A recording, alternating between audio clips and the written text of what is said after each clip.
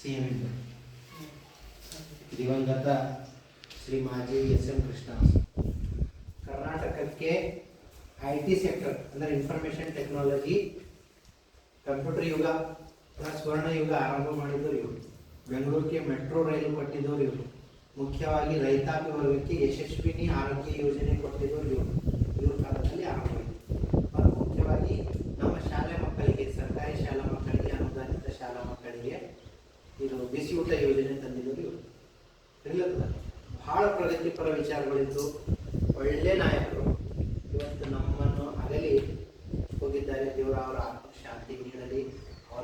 ಅವರು ಅಗಲಿದವರಿಗೆ ಧೈರ್ಯ ಕೊಡಲಿ. ನಾವು ಕೂಡ ಅಗಲಿದ್ದೀವಿ. ಅಗಲಿದವರನ್ನು ಅವ್ರ ಬಿಟ್ಟು ಏನು ಬೈತಾರೆ, ನಾವು ಅವ್ರಿಗೆ ಅವ್ರು ನಮ್ಗೆ ಬಿಟ್ಟು ಹೋಗಿದ್ದಂಗೆ ಅನಾಥ ಆದಿವರು. ಇಂಥ ನಾಯಕರು ಮತ್ತೆ ಹುಟ್ಟಿ ಬರಲಿ, ನಮ್ಮ ದೇಶಕ್ಕೆ ಸೇವೆ ಮಾಡಲಿ ಅಂತ ಹೇಳಿ ಬಯಸುತ್ತಾ ಅವರ ಆತ್ಮಕ್ಕೆ ಶಾಂತಿಗಾಗಿ ನಾವು ಪ್ರಾರ್ಥನೆ ಮಾಡಿ. ತಿಳಿತು.